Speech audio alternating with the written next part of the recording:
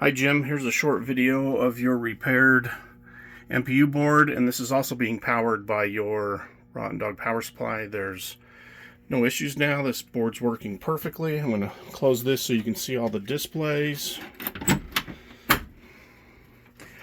They're strobing, but that's not what they're really doing in real life. That's just the lighting in the room that's causing that. They're stable, solid, and perfect.